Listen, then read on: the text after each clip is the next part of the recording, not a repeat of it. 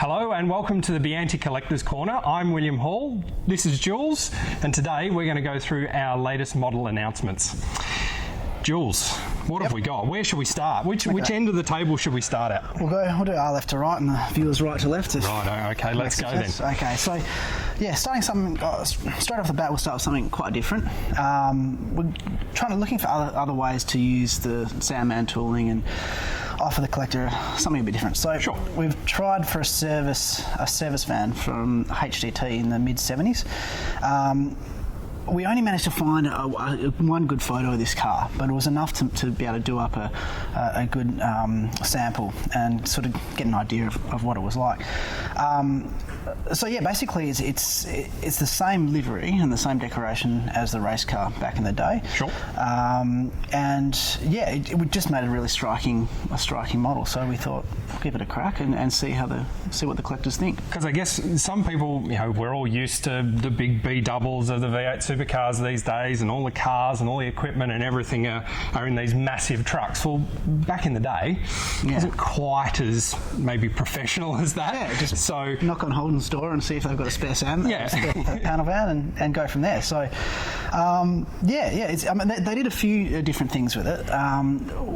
There's a few HJ parts and HX parts on it, okay. But we're reasonably confident it was a HX. But what they've done is it looks like they've gone and grabbed a few parts from the HJ parts bin. So you'll notice a GDS grille on it from a HJ, and also a front spoiler across the front.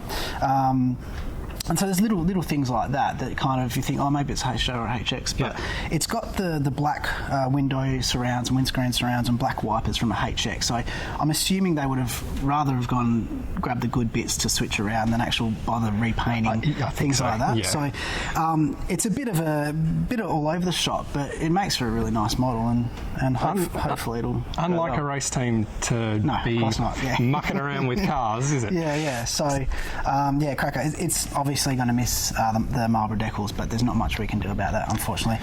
We kept getting asked all the time, but yeah, it'd be unwise and probably a bit silly if we went ahead with it. So and fortunately, there's plenty of aftermarket guys that are able to produce the decals to make it fully authentic, and then it comes up a real treat. That's right. Yeah, $10-20 will normally buy you a decent set of decals on the aftermarket. So for all those people out there that think that you're missing out entirely on it, you can find them if you look on the second-hand market.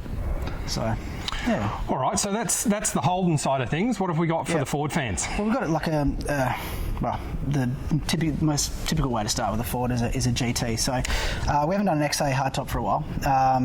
So we've decided to go with the summer gold colour, which, as far as I know, we haven't done a gold XA or XB GT yet. So for those guys out there that are running the GT collection, it's a different colour, and so it'll look nice, next to all the rest of them. So, and it looks great with the blackout on the bonnet. Yeah, and one does thing actually. And another. Yeah, we're really pleased with the way it came down. Yeah. The only probably other slight difference with this one is we're just running a front spoiler and not a rear. Okay. So normally we'd either run all the spoilers or none, but there's a few XAs getting around there with just front spoilers and no rear spoilers, and it's just something different again. Yeah. I know it's basically a new colour, but it's something visually different to look at. Always try and make some sort of variation. It might only be small, but we try and make some sort of variation. Right. Yeah. Yep. So that's as far as the classics go for this month. And then we head more into the modern side of things. So we just recently released, and they're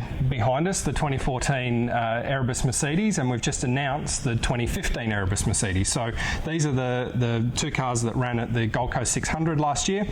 So once Penrite came on board with Davison, so Davison car, and Wendy's on board for Ash Walsh's car, where he shared the car with Jack LeBrock. So two very striking liveries. I think obviously the Penrite car in a matte black, which really stands out, but then everything kind of stands out when you stick it next to a bright pink car, doesn't it? So the bright pink Wendy's car, just something different for the year.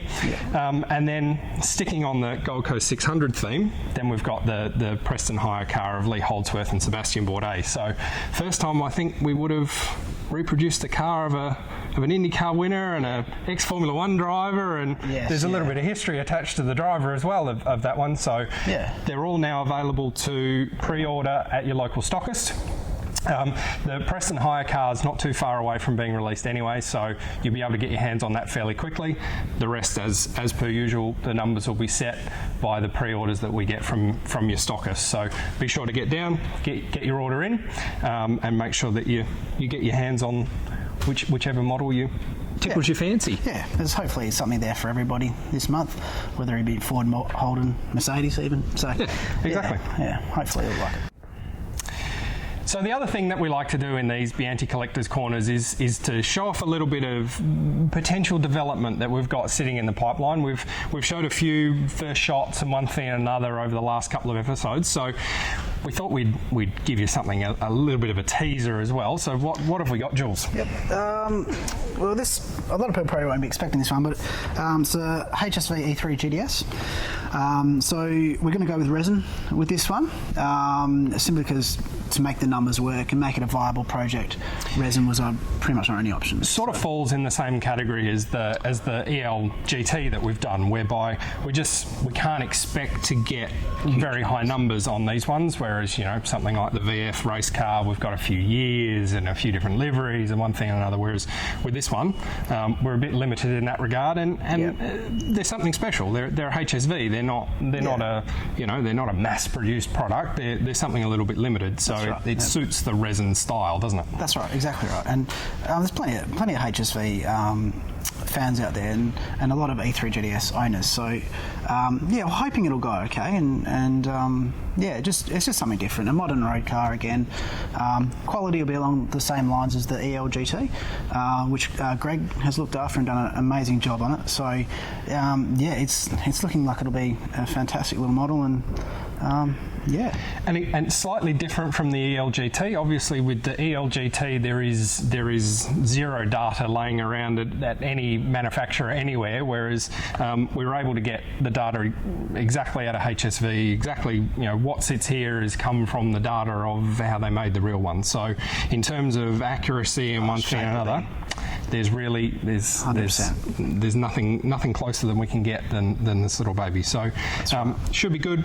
Still a couple of months away from having decorated samples and what have you, so that we can get to this point where we can get you to place your orders. But at least it's coming. HSV collectors, something new for you to look forward to, and hopefully it'll be a cracking model. Yeah, I think it will. It looks good already. So. All right, guys. Well, as ever, any questions, make sure you put them up on YouTube. Ask us on Facebook, Twitter, etc., and we'll try and answer them in these shows. We've got another couple lined up in the not too distant future that we're going to put together. So make sure you get your questions in, like us on Facebook, etc. Make sure you connect with us on social, and we'll see you again soon. See you guys.